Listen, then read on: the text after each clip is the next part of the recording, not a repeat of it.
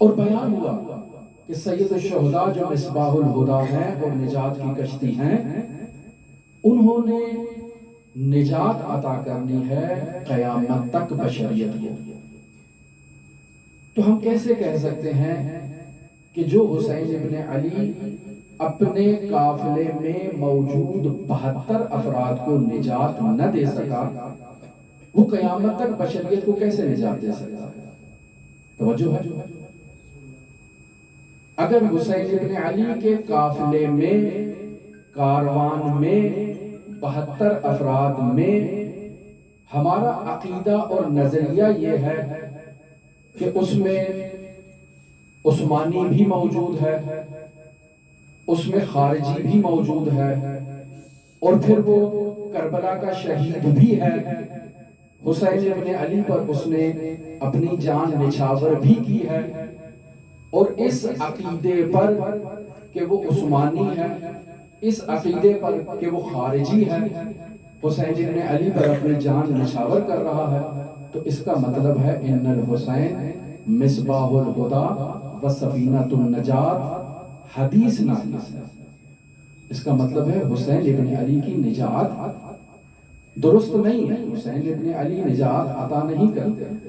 نہیں عزیزان، ایسے ہرگز نہیں ہے۔ جو شخص اس نظریے کو بیان کرتا ہے اس کا اپنا نظریہ ناقص ہے۔ انسان پہلے جس آئیڈیالوجی سے بھی تعلق رکھتا ہو، جس نظریے سے بھی تعلق رکھتا ہو، جس عقیدے سے بھی تعلق رکھتا ہو، جب وہ حسین ابن علی کے کاروان میں شامل ہو گیا، اب آپ اسے عثمانی نہیں کہہ سکتے، اب آپ اسے خارجی نہیں کہہ سکتے، اب آپ اسے حسینی کہیں گے۔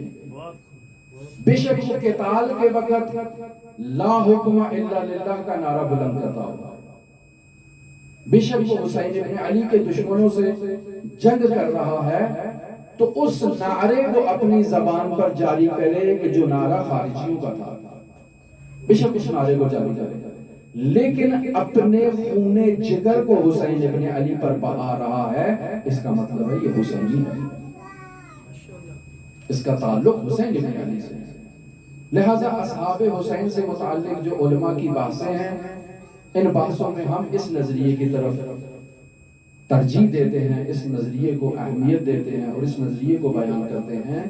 کہ 72 میں صرف حسینی تھے، کوئی عثمانی نہیں تھا، کوئی خارجی نہیں تھا۔ اگر کسی دور میں کوئی عثمانی تھا یا کسی نے